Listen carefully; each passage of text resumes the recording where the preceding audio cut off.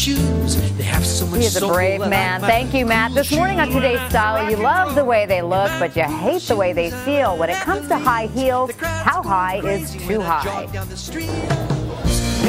I put some new shoes on and suddenly everything is right. They come in all different colors, shapes, and sizes. High fashion paired with high heels. If they seem like they're getting higher, that's because they are. We have shoe designers like Christian Louboutin who really took the stiletto into a new, and I hate to say, a new height. It's the attack of the killer heels. The shoe reflects current fashion trend. Dressing is very polished, put together, it's very long and lean, so that's why that high heel has reemerged again as a fashion must-have. With some of the heels now towering over 5 inches tall. No wonder 72% of women in a recent survey say they've ditched a pair of heels because of foot pain. Over 2 inches changes the way you walk. Over 3 inches can put almost 7 times the pressure on the ball of the foot. That's a lot of pressure to that area. The foot is not designed to accept that pressure, and that's where the foot problems arise from. Sometimes fashion hurts, from the runways to our closets. Why are women so obsessed with shoes? Sex and the City really sort of brought the cult of the shoe out of the closet. Hello, lover. Oh. These boots are made for walking. Love them or hate them, high heels are here to stay. Start walking.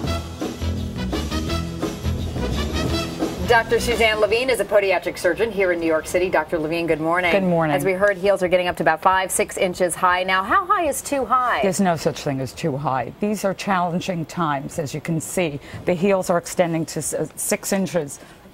Right.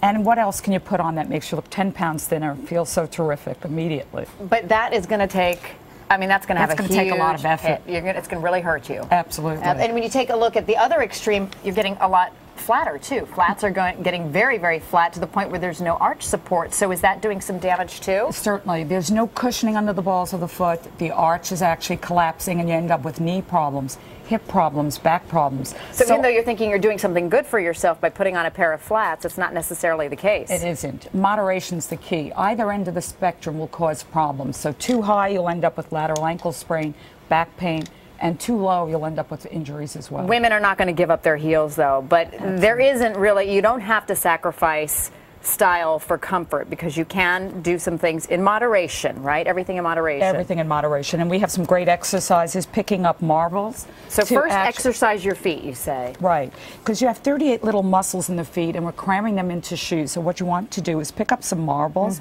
pick up a pencil. You can use a product called Yoga Toes. Now what are you doing with the pencil? You put that in between your toes? In between your toes. You're actually strengthening the arch of your foot. You also want to moisturize your feet. You want to use sprays. You want to treat your feet the way you would your face. Yeah, you say that we actually overlook our feet so much, that people basically, that it's sort of the forgotten part of the body. It is the forgotten part of it. We just don't think about our feet until they start to hurt us. And as we age, we lose cushioning under the ball of the foot. So pamper your feet, moisturize as well. You say listen to your feet too. Really important to listen to your feet. If your bunions are bothering or your corns are bothering, you have a lot of callus, you definitely want to address those issues. Because when your feet hurt, it's impossible to make it through the day. And there's lots of products that you can actually buy outside to wear these stilettos a little bit more comfortably.